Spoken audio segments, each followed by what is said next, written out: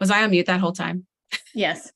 I love it. Happy Friday, everybody. Thanks, Kaylee, if you gave me that nudge. Oh, so funny. Okay, actually, you know what? I thought it was intentional. It was not, but I needed to resume recording anyways. So it's all good. Let's go take two. Hello, everyone, and welcome to our weekly Power Lounge. This is your place to hear authentic conversation from those who have power to share. My name is Amy Vaughan, and I am the owner and Chief Empowerment Officer of Together Digital, a diverse and collaborative community of women who work in digital and choose to share their knowledge, power, and connections. You can join the movement at www.togetherindigital.com. In today's episode, we'll be discussing how our guest shattered the glass ceiling as a single mother in male-dominated industries. Jamie Gier is a three-time CMO with more than 25 years of experience in growth marketing. As the CMO of DexCare, she is responsible for accelerating market expansion, and brand value through effective go-to-market strategies, product positioning, and customer advocacy programs. Jamie has worked with industry leaders who drive positive social impact, including Microsoft, GE, Dreambox Learning, finding their most compelling stories and telling them in their most powerful way. Jamie, welcome back to Together Digital. It's good to have you with us again. Thank you, Amy. I'm very glad to be here with the group today. Fantastic. Yes. Those of you who may not remember, during the pandemic, a couple of years back, obviously, you haven't forgotten it, obviously, Jamie came and spoke as one of our keynotes for our virtual summits, and her story and her experience is just so valuable, in the way that she shares her story is very open and vulnerable, and I really appreciated that. So when we had the chance to have Jamie back with us again, it was an obvious yes. So it's good to have you here again. And obviously, Jamie, you've had a really impressive career, and you're not shy about sharing the difficulties that you have overcome to get where you are now. What were some of the key challenges that you faced, and how have you overcome them through the course of your career? Well, I've had a lot of years to overcome them. So let me be clear. Right. Let me be clear on that.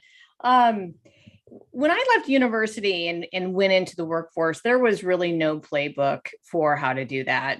I had a degree in communications focused on public relations. So my learning was largely around that expertise in that profession, but there was no playbook that was handed to me in terms of how do you really get started in your career, your first job, namely.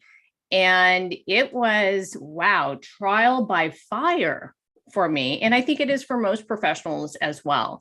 So I would say some of the initial challenges were really focused on how do you navigate the workforce? How do you build allies and bridges? And allies, not necessarily from a political standpoint, but people who could be good mentors and champions for you as well. And just really understanding those networks that you need to navigate and figure out how you're going to just have impact within the business. There was no playbook for that. That's why I love these communities, because we had some professional chapters, but they really focused on your core expertise. It didn't really focus on how to build your impact in business and tackle some of those challenges. So there was a lot of that. There were certainly the dynamics of relationships and overcoming some of the adversities around kind of the gender disparities that we face and continue to face, but also how women treat each other in the work environment. I'm just going to put that elephant out there, because I think that we as women still have work to do. I remember some of my first challenges really simply being around that. And I don't know where that damn competition comes from, outside of maybe there's not enough opportunities, so we feel a sense of having to compete with one another. But some of the earlier experiences were around some of the ways that we treated each other. And so it was actually in contradiction to a lot of the things that I believed in terms of how do you lift one another up. And so I was a little naive about that, as a matter of fact. And that's why today, even I spend a lot of time in women-focused groups and communities for that very reason. One, making sure that I'm helping to support the community, but also with that comes the obligation of calling out our own faults and making sure we're holding each other accountable, because it's a tough world.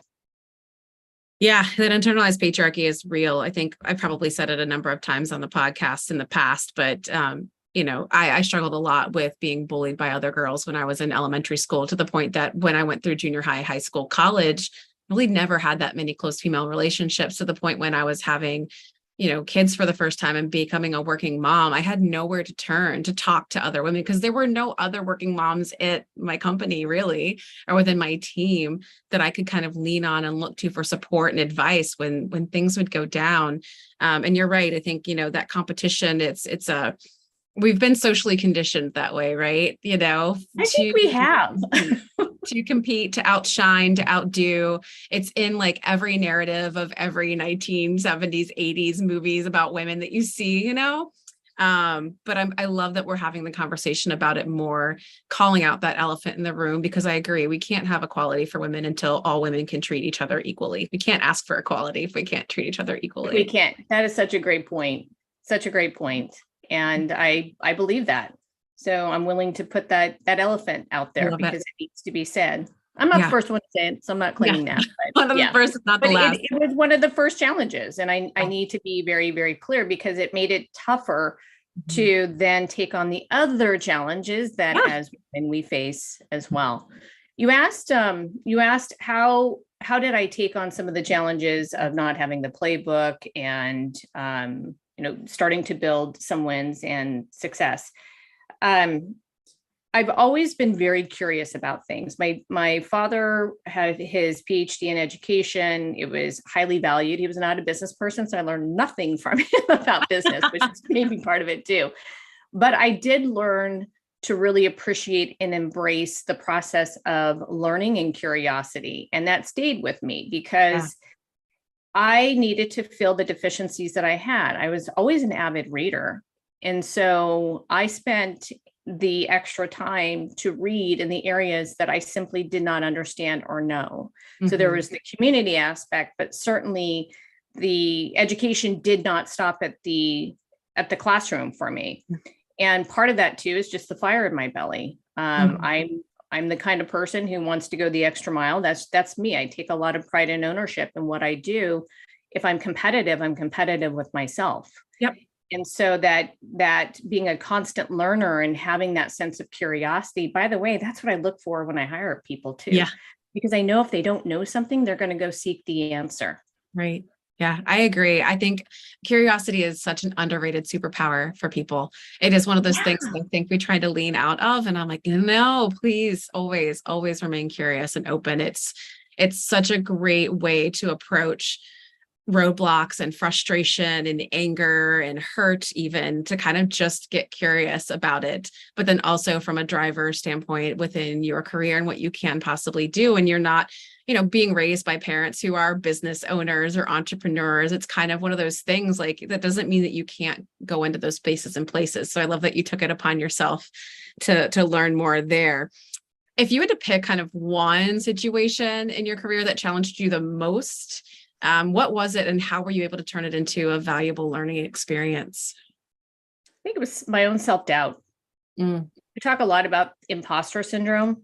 I still face it today. I'm not sure that I'll ever quite leave that behind, because it's been there with me since I was a little girl.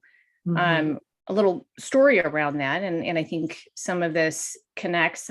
By the way, I'm a big believer of really going back in time and to understand the way and why you react to things or yourself. And I've reflected on this. My parents divorced when I was quite young. I think I was 6 years old. And if you're a child of divorce, I think you can relate to this. But even if you're not, you probably do too. And that is just simply never feeling good enough. There's just this self-doubt.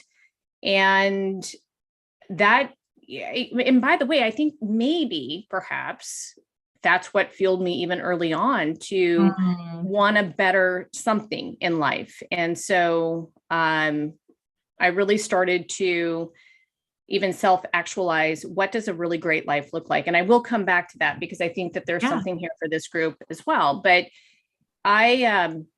you never quite feel like you are good enough. And I think for women, especially, because it is a tough environment for us. And so I've had to really work on that. And and it didn't help when I had my, when you're faced with your own gender group who, you're looking for support in that. But it really became an exercise of tapping into the things that I knew were my power lanes or that would help drive impact in my professional life or my personal life, and being really honest about that. And also realizing that I am good enough. And that doesn't mean that you're off the hook from always growing and evolving as a human being and as a professional. But I think I'm not going to put this on anyone else. It's on me. And that's the self-doubt and owning it and figuring out how do you really tackle that head on. And some of that too is finding champions within the organization who will be honest about the things that you need to improve on, but also champion you and believe in you. And that's a really important thing. I talk to a lot of young professionals, and one of the things I tell them to do immediately is to find their own personal board of directors. Yes. It's huge. It could be career changing for sure. I mean, it's one of our member benefits with Together Digital is that you get a peer group assigned to you, 5 to 10 women who are going to be that personal board of directors. And it always astounds me how few of them take advantage of that. And I'm like, you don't understand how valuable that really is to have a sounding board to help you get you out of your own head, to give you direction, to have solidarity with, but then also find solutions. I've just seen and heard some tremendous stories about having a group that personal board of directors can be. And again, looking for those, not just mentors, but champions, people who will speak your name in rooms that you are not in. Super, super important. I think that's fantastic advice, Jamie. And I'll also say, when it comes to imposter syndrome, I feel like it's just like a healthy dose in some ways of, or balance, not a healthy dose, an interesting dosage, a mix of, ego, like a lack of ego, which I tend to appreciate to some degree. It's like, I don't want you to be self-flagellating, but I also appreciate that we don't come into rooms thinking that we're perfect and we know it all. And I think that's honestly kind of great to have that humility. But also I think imposter syndrome comes from a series of limiting beliefs. And those limiting beliefs are often stemmed from us punishing ourselves for crimes we didn't commit, like being a child of divorce, or being picked on as a kid. There's so many things that were said to us in our childhood that we don't realize we're still carrying around with us that become limiting beliefs that somehow it's like, this is how we stagnate. This is how we freeze up. This is how we don't move forward. And part of it is, like you said, is realizing you're not perfect, embracing that, being curious and considering how and where can I grow? Yeah. And there's a reason why I chose that one too, because there's a lot of things I can point to, but I wanted to point at myself. And the reason why is because that keeps me in control. There's a lot of things in our environment that we cannot control, but we can certainly make choices and decisions and control our own response to those things, but also to just continue to evolve. And part of that too is, how do you simply just navigate? And I highlight that, Amy, because, well, number one, the topic is how do you shatter glass ceilings? And some of that connects to how I've been able to do that, or at least ignore the glass ceiling and go, it ain't there. I'm not going to focus on that, which we'll come back to. The other is, and I think that this group can appreciate it. I'm in the tech industry. I'm around a lot of smart people, I'm also in health tech. So I've spent a good portion of my career around people with advanced degrees, highly specialized. I mean, look, we are providing one of the most valuable services, which is care. And it requires a lot of specialty. So that's intimidating. I had to figure out, how do I feel good about what I'm contributing when I'm around all of these really super smart people who are actually driving a lot of impact. And it wasn't until somebody said, well, well, Jamie, they don't have your expertise, and they need your expertise because they have all of these great ideas. Mhm. They're building products. They need somebody to put that out in the universe. Yeah. So what you do actually matters, and it has a lot of impact. So there was a lot of that That's process of, and by the way, that those messages came from people on my personal board of directors. That's where you can get encouragement. Love I'm going to it. keep hitting that one. It's important. Yes. Please do. Please do. There's a reason why we take a lot of time and effort and how we place people in those groups too, and encouraging them to meet. So if you're listening, members, check in with your peer groups. And if you haven't, sign up for one. Actually, applications open on the 15th of August, FYI, for that. So internal monologue, stories, narrative, self-doubt aside, and there's obviously the numbers and the facts that sometimes are hard for us to avoid. The fact that only 52 women out of 100 men get promoted to manager, and women only have women only have 1 in 4 leadership positions at tech companies. How do you navigate, as a leader and a CMO, how do you navigate and address gender disparities to create a more inclusive and diverse workplace, particularly in a very, tech male dominated industry? Yeah, I think it starts with education and bringing the facts to the table on that. The other is just making sure that you make space to continue to develop people in that area. So for example, when I was at GE, we had a thing called GE Women's Network, and I helped to build the one in the Seattle area and co-lead it. But the person who actually facilitated that happened to be a male. In terms of the broader network.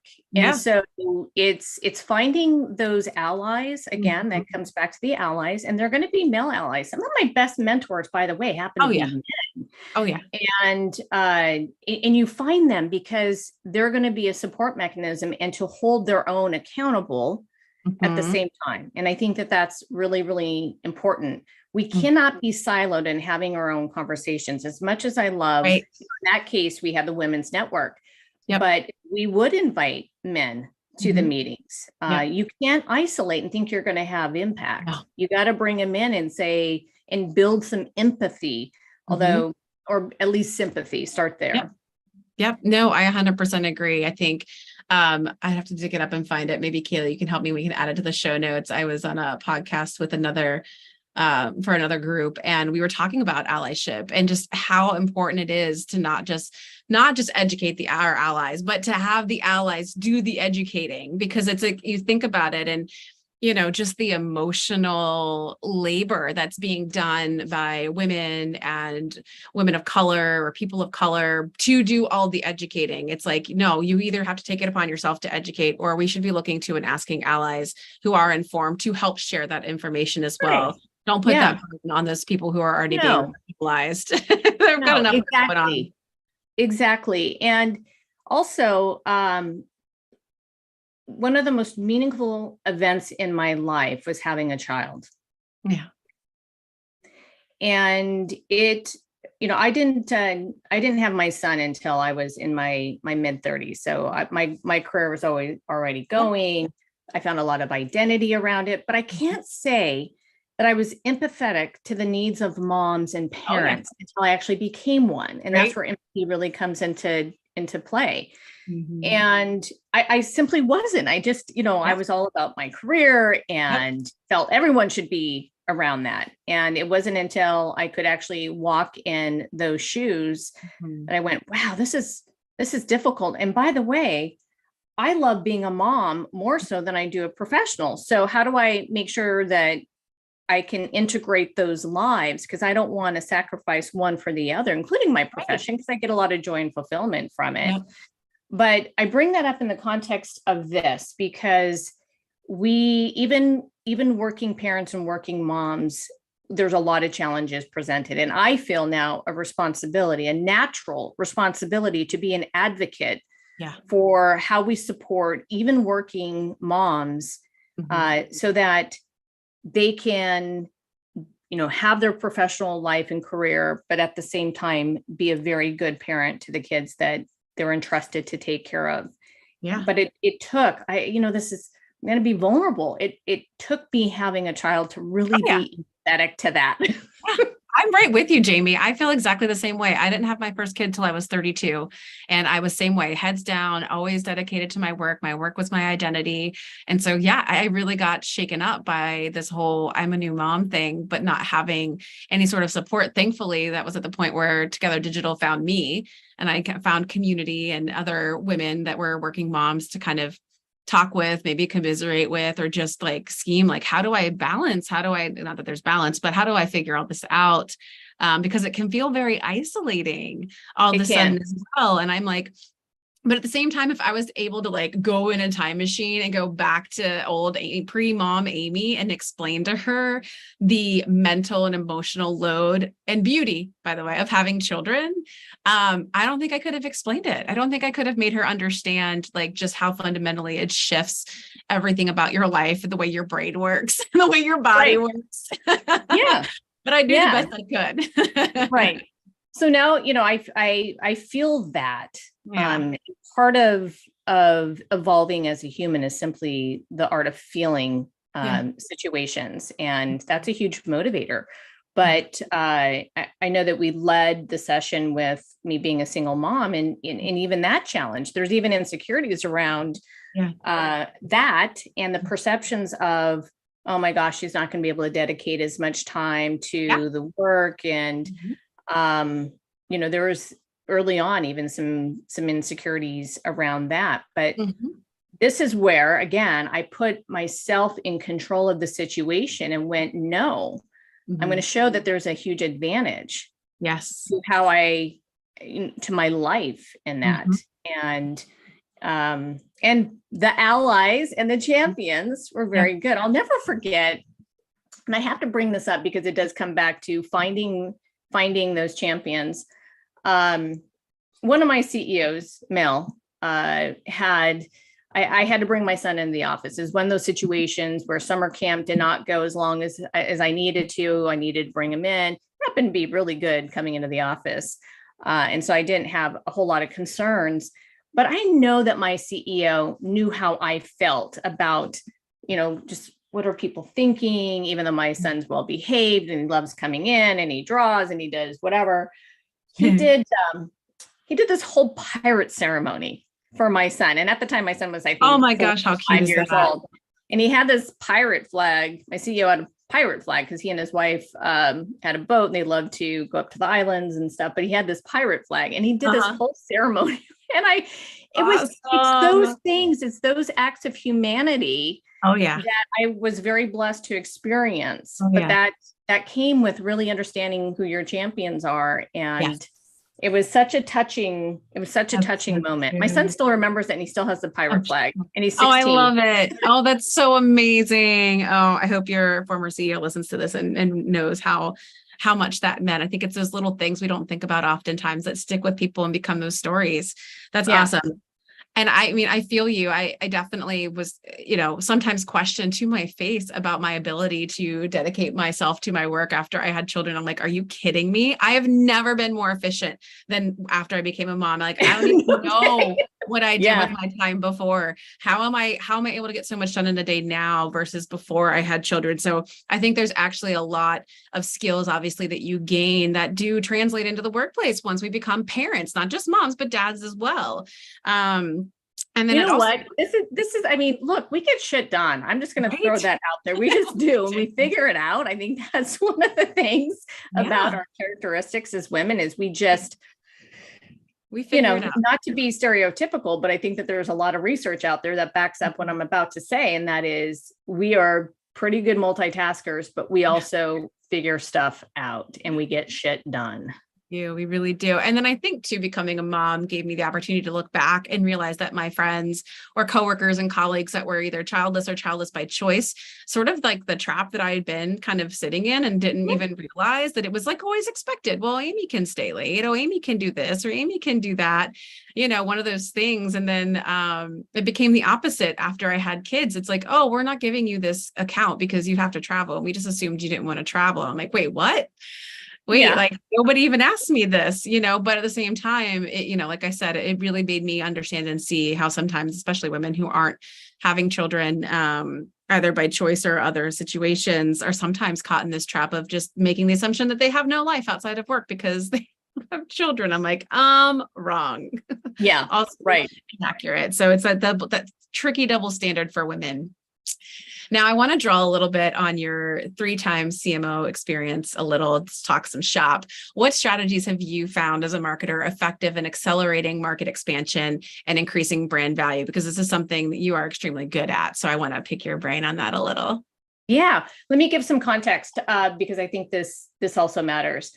Most of my career has been spent as a B2B marketer. So what I've deployed in terms of strategies and programming is within that context, because I think if you're a B2C marketer, it's going to be a little bit different. And I've been selling and marketing enterprise software, and a lot of the times it's longer sales cycles. You're having to keep multiple people in the buying committee. And so you're having to pull a lot of levers at moments in time to get people to even know who you are, to engage in what you have to offer, convince them that your solution is the best fit, and then convert them into a customer. So there's a lot of different things to that. It's not, most of the businesses I've worked in, they're not transactional. They're very much relationship, which is interesting because especially for this group as digital marketers, we cannot forget how we can use technology to humanize our brand, because the brand, there's a lot of relationship pieces to building trust with your buyers. So a few things that I've deployed that I think have worked well is simply knowing who your buyers are and not treating them all the same. You need to really personalize based on the jobs that they have to get done every day. And you're there to help show them a better way of doing what they do. Whether it's, they're in my case, whether they're a physician or a nurse or a technologist, you're there to show them a better way of how they can perform in their everyday jobs. And so really understanding who they are and what motivates them, and then the attributes of your brand, and being super clear. And the reason I bring that up too is we can really lose focus quickly, especially as marketers, when we have a lot of pressures from the sales organization or customer success, or there's a lot of pressure on marketing, and there's a lot of misperceptions as to what we do as well. Right. And so you have to be super focused on the right things. The other is segmenting the marketplace. So segmentation, big believer in that, because that should be part of your go-to-market. So you understand who your customer is, but they fit a certain segmentation. And the segmentation also links to what is the category, your product category, in the minds of your buyers, and how do you effectively position and compete within that category. So I've done a lot of work around existing categories, how to compete, and at times, when is the right moment to create a new category, because you do have something unique or different that you can establish that. The other is on the brand side, never forgetting that the hero of your story is your buyer. Yeah. Don't become so enamored with your technology that you fall in the trap of just talking about it. And I think as marketers, we can fall into that trap. Yep. It is knowing who's the beneficiary of your brand. And here's an example, because it's the unlikely, it's the not unlikely, but a hero maybe that would not have been as clear in this situation. So when I was working for Dreambox Learning, Dreambox has a K-8 digital math program to help kids become more confident and competent in math learning. And we had spent a lot of time really focused on, and we sold, by the way, we sold to schools and districts. And so from that definition, the buyer is the principal, it could be the superintendent, it could be a teacher. And so naturally you'd want to sell to them. What we ended up doing was we created the hero, the child as the hero. Yeah. And we did that because it humanized and it pulled at the heartstrings. But at the end of the day, our brand value was around how do we get kids more proficient. Mm-hmm. And so our brand campaigns really focused on the opportunities of kids wanting to become a teacher, a construction worker, a scientist, and how math learning, because that way we could get all of the buyers focused and centered around the child. In the power of creativity, we have to never forget the power of creativity in the work that we do across all of those things. That's fantastic. That's wonderful advice. I was taking notes the whole time. I hope all of our listeners were as well. It reminds me of the advice of never fall in love with the product, fall in love with the problem you're trying to solve.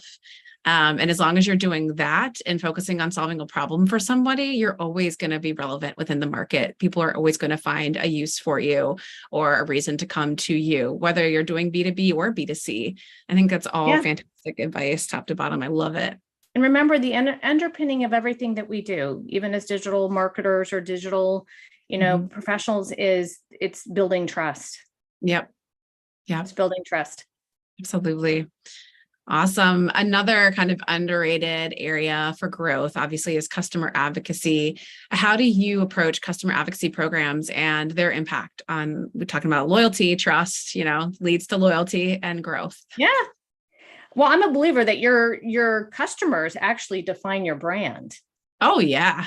Yeah. So I would agree with that. I'm not, as much as I want to be in control of our brand, our customers ultimately, because they're the ones that are out talking about you. Mm-hmm. And so it's really important that they're engaged, that you're engaging them and building a community, but that also, again, gets back to trust and delivering. The advocacy is not going to be there if you're not delivering value.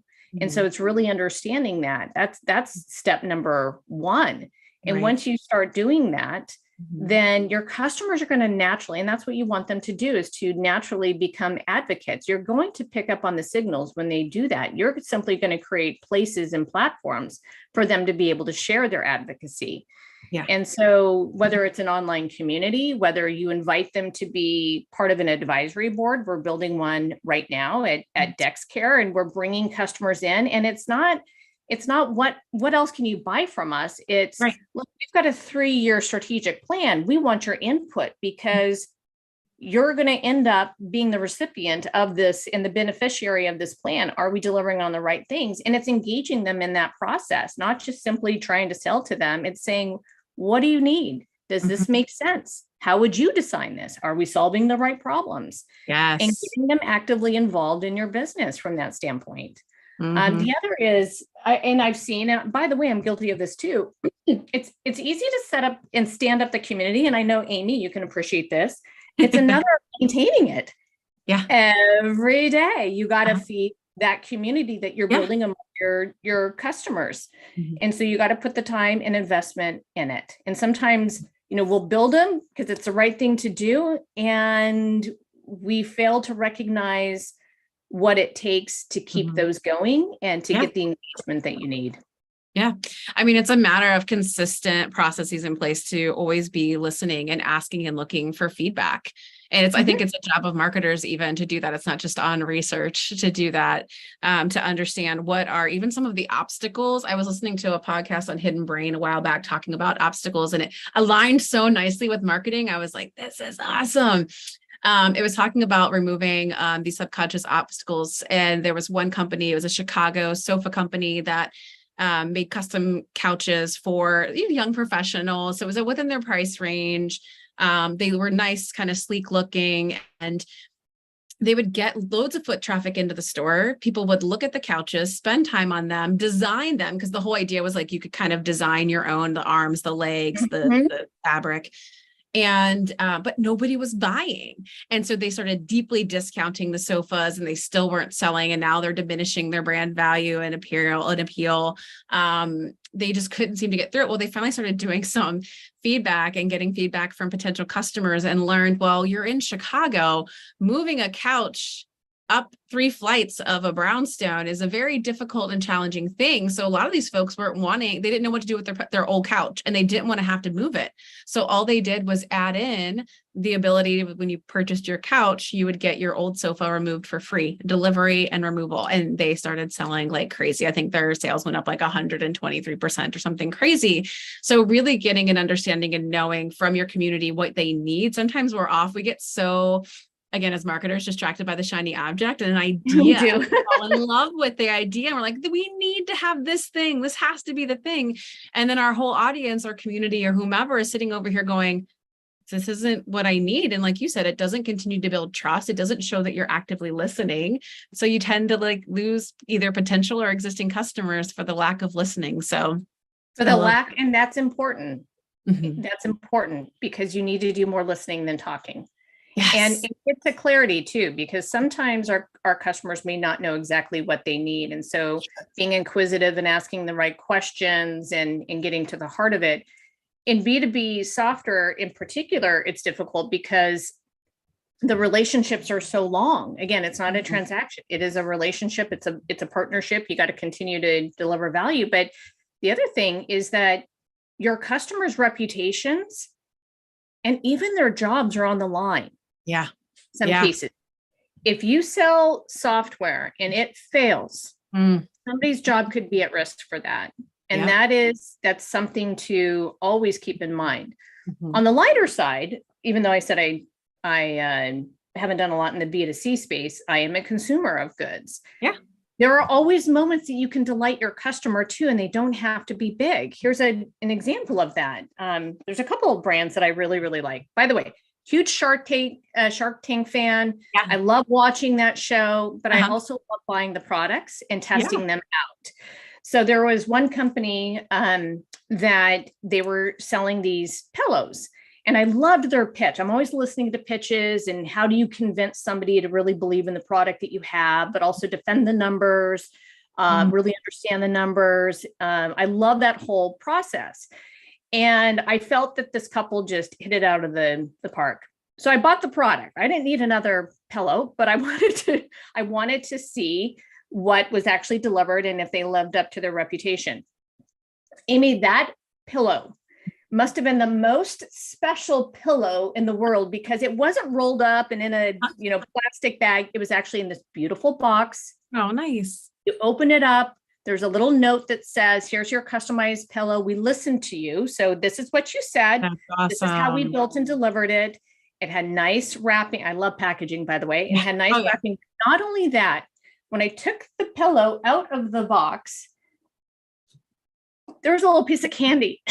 Oh, so cute. And it an Airhead. So if you like Airheads, those little, chewy things, I still remember that. This was several years ago.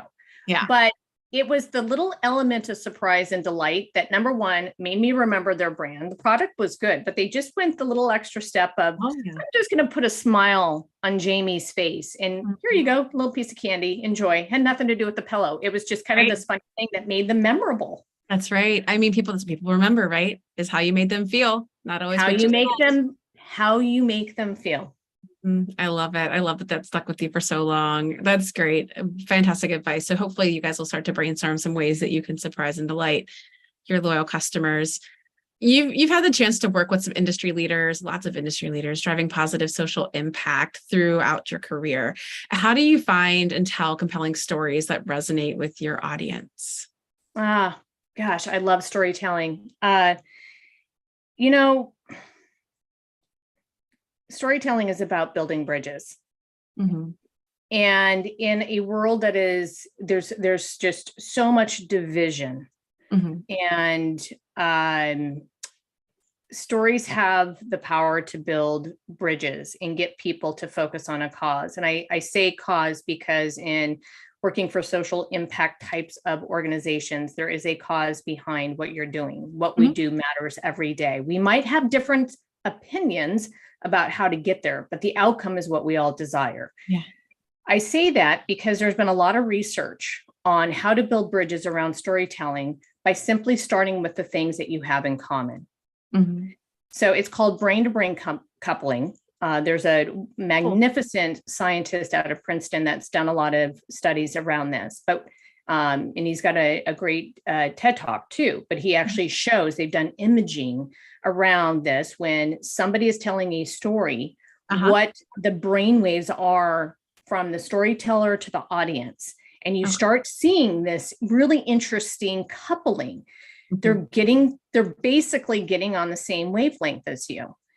And so that, to me, is why storytelling is so important for any company, whether it's for a social impact organization or not.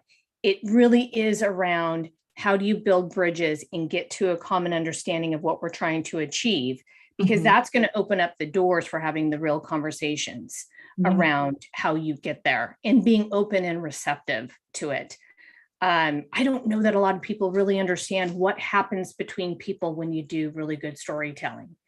And so for what I've decided, where I've spent most of my time in social impact, even though it's easy to get around a cause like patient care and making sure it's high quality, there's a lot of things that we can debate about our healthcare system. But let's first start with the outcome that we all desire, because at the end of the day, we're also recipients of that.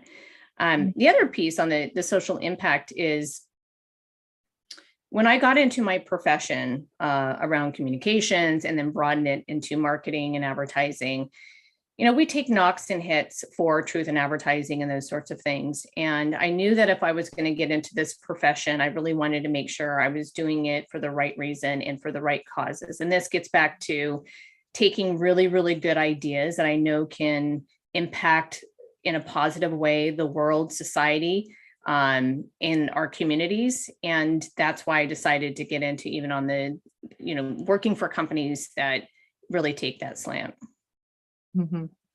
Love it. That's great. Yeah, nothing like a good story. And storytelling really does require vulnerability. We got to get under the surface of what everyone sees on the outside to show what's underneath. And Kaylee, we'll have to look up that TED Talk. We said it was brain to brain coupling. Is that what you call it? Yeah, there's a lot of research that's been done.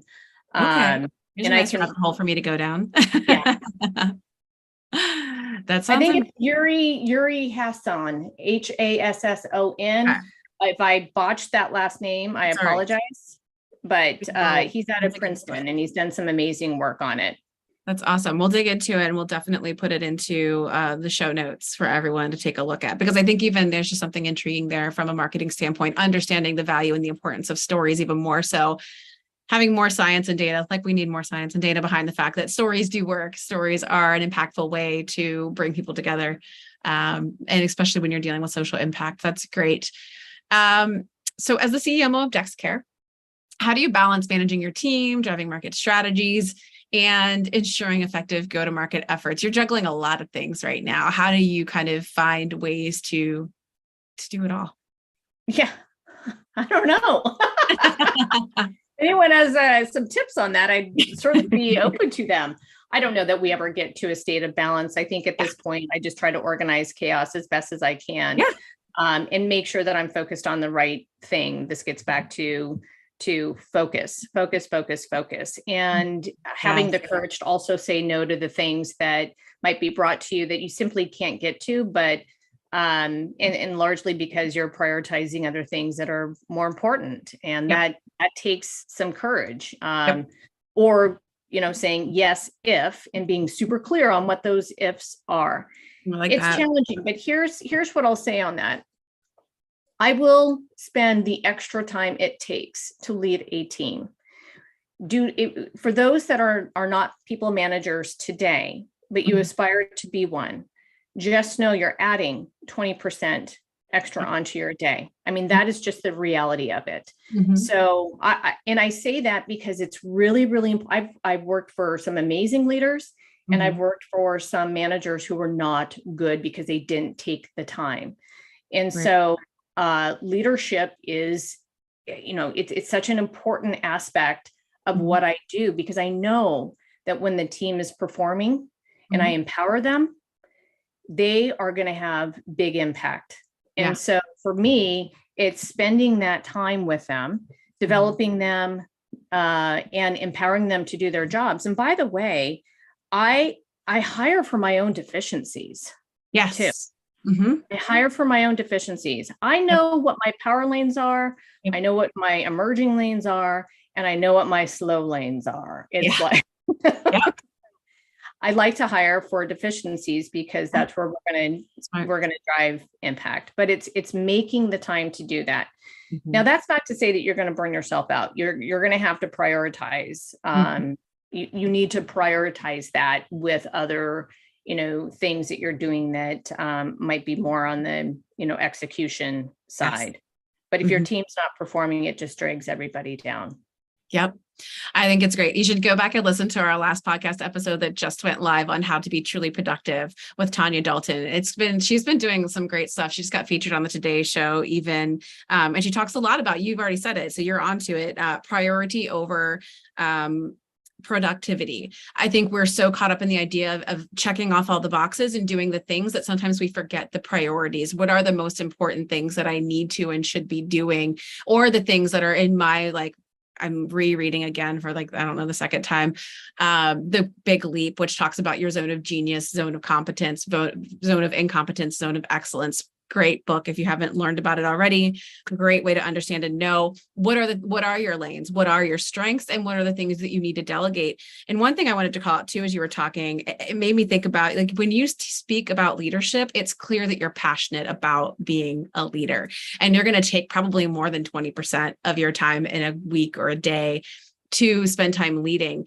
I'm kind of curious, in your experience in people leading, have you come across people who just, I think it's something we think that as people move through the ranks, and especially if you're in a craft area, like a business that has a lot of craft type folks, that every art director should become a creative director, or every copywriter should become a creative director, the person that's leading a team on top of doing their craft. I don't know about you, but I've met some folks who are kind of are developers. This is a great area too, where there's a lot of people who are developers who are I don't want to manage people. How can we balance and uplift those who have a tremendous talent and craft, but maybe don't have that passion for leadership? And how do we make sure that they continue to find growth and opportunity? Right. And you find that in the tech space too. You find that in the tech space. Just because they're good at their profession does not mean that they're going to be good at managing people or a team of people focused on that profession. And I love when people are honest about that, because I do take leadership so serious. I think it's finding special projects that are going to continue to challenge them, where they find meaning and purpose. And it can be done. We do it all the time, but it's respecting and appreciating that their focus, they want to focus on just doing the work, and give them projects. They're going to allow them to do that. And also make sure that, again, I don't care how old you are. We're always constantly learning. So make sure that you're providing learning moments for them. Encourage them to share their knowledge. That's another learning moment for them. I love that. But it's simply giving them challenging work. And in some cases, they might be perfectly happy just having the impact that they're having, and they don't need to be stretched any further, and they're okay. But you know how you find that out? You ask them. Right. Exactly. Curiosity. There it is again. Just ask them what motivates you. And by the way, that's part of being a leader too, is you spend time, you get to know them. Yeah. Awesome. All right. I want to leave a little time here at the end in case any of our live listening audience has questions for Jamie. I've got a couple more left, but we are almost to the hour. It always goes fast, right? Oh gosh, that went very fast.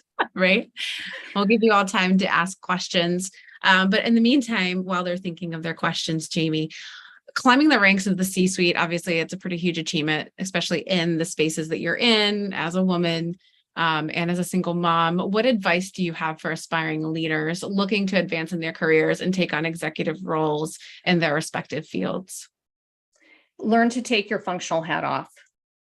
As you move into the C-suite, there's an expectation that you're going to have a point of view on the rest of the organization, and that's where you can really shine too. You're already there because you've developed core competencies in your own functional area. But this is where, when you walk into that boardroom, you take your hat off, your functional hat off, and you lean in and you have a point of view and a perspective on things such as, how do we build a good company culture? What should be in the Q4 product release? How do we tackle this customer issue that just came up? What's going on with our implementation cycle that it's taking longer for us to deploy our software? It's really understanding that. It's understanding what we call the great game of business, and that's the financials. If you don't know how to read a P&L statement, a balance sheet, any of that, you need to understand the inner workings of the business. Take time to learn the financial health of your organization, or what really makes your company tick, because then you can start seeing where you can have impact and a perspective. But that is a requirement. You're not simply there, like in my case, to represent marketing. You're there to represent the business. Yep. As a business owner. And by the way, every employee should see themselves as a business owner, because then that will motivate you to take the right action and focus on the right things. Yeah. But that's my advice. I love it. Take off your functional hat. Yes. Learn about the company, how it works, the operating principles, understand the numbers. You don't have to be a financial whiz. Right. I'm not, but I understand what the numbers mean, and I can interpret them to go, something's not right here. Let's double click on that. Yeah.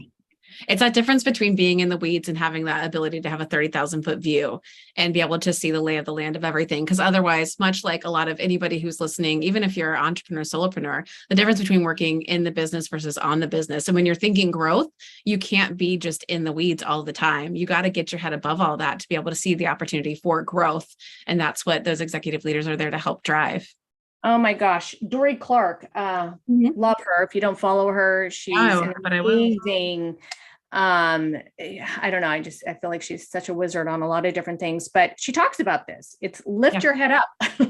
We get so focused on what we're doing every day. You got to lift up and go, okay, I need to look around a little bit and see what's going on here, and making space and time for that. That gets back to prioritizing.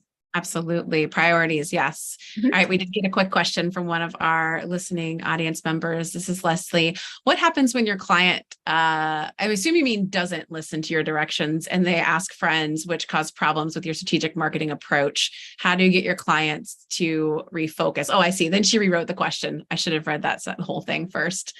So yeah. What do you think, Jamie? When they don't listen to our direction, I need clarity on that. Does that mean how, like, recommendations we make on how to best use the product, or, okay, so I'm going to go with that.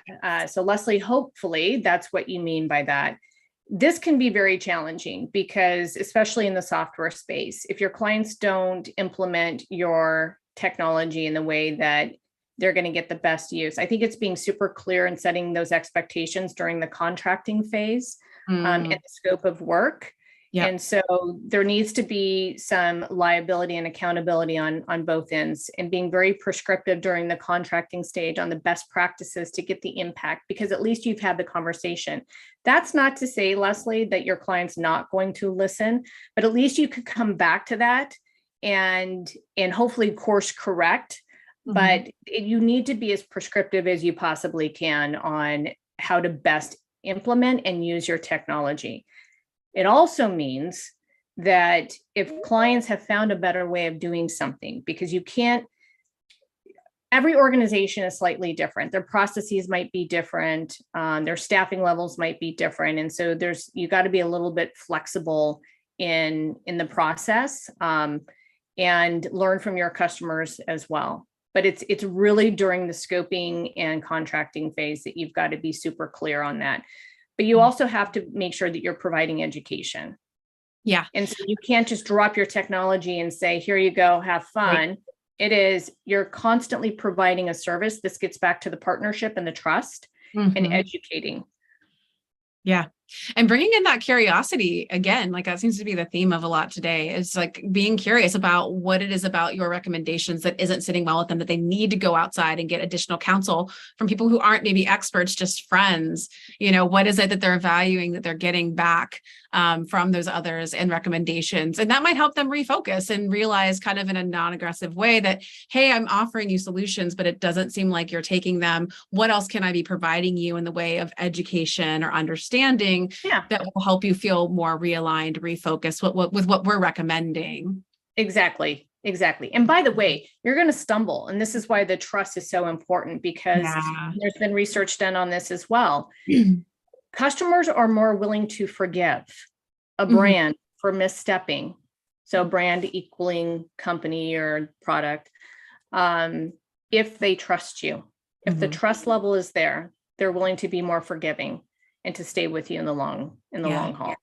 Yeah, you're right. And again, like you said, it goes back to those relationships, especially with clients. The account management side of things is a tricky space, but the most important thing is that you've built that trust. You have a relationship. So when there's a misstep on one side or the other, you're right.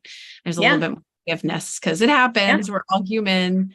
We're all human. And we're all just doing our best. So thank you so much for the question, Leslie. And Jamie, thank you for the great conversation. As always, it's wonderful to hear from you and your experience. I'm excited for you and DexCare and all that you've got going there. I hope we get to have you back again soon. Thank you, everybody, for hanging out and listening with us today. Next week, we're going to be back talking about human-powered generative AI because, it's AI. This is the AI. We're in it. We're not getting out of it anytime soon. So let's talk about it next week. Again, thank you, Jamie, for being with us today. Oh, I'm so happy to be here with everyone. Thank you. It was a great hour. Awesome. All right, everyone, have a fantastic weekend. We'll see you next week. Bye. Bye.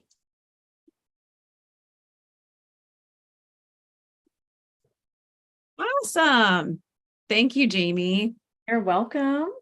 Like I said, we will finish doing the recording